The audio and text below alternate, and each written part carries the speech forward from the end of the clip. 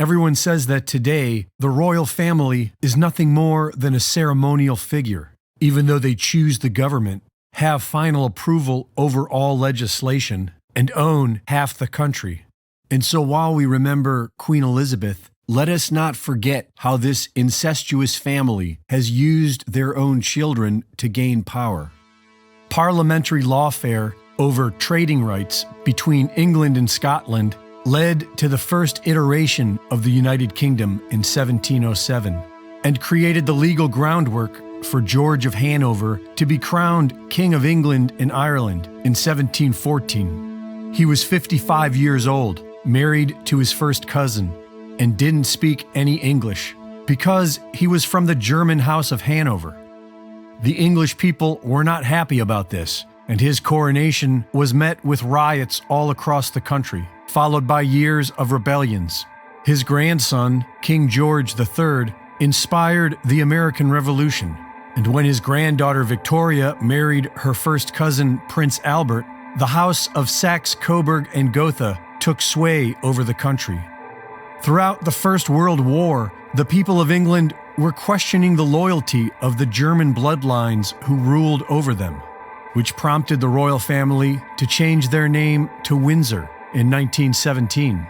9 years later, Queen Elizabeth was born, who was initiated into the Druid Order in 1946, married Prince Philip of Nazi bloodlines in 1947, and gave birth to Charles in 1948. In 2010, William Coombs, survivor of Canada's infamous residential schools where the mass graves of children were found, claimed to have witnessed Queen Elizabeth and Prince Philip visit the Kamloops Residential School in 1964, where they took 10 of the children away with them, never to return. A year later, William Coombs dies in the hospital. In 1988, Prince Philip told the German press that he hopes to be reincarnated as a deadly virus to help with the population problem.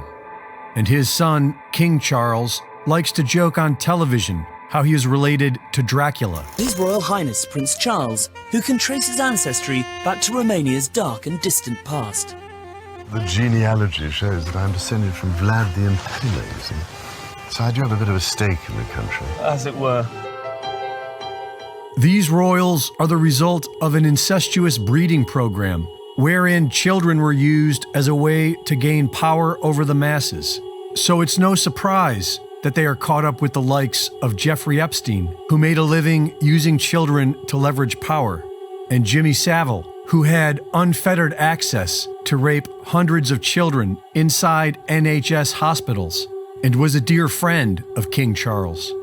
Along with Klaus Schwab, King Charles is a founder of the Great Reset. He's as green as Greta Thunberg, and last year he announced the need for a military-style campaign to bring the world to zero emissions. Here we need a vast military-style campaign to marshal the strength of the global private sector, with trillions at its disposal, far beyond global GDP, and with the greatest respect, beyond even the governments of the world's leaders. It offers the only real prospect of achieving fundamental economic transition. So, how do we do it? We know how they'll do it. By cutting off Europe's fuel and forcing the people back into the 1700s.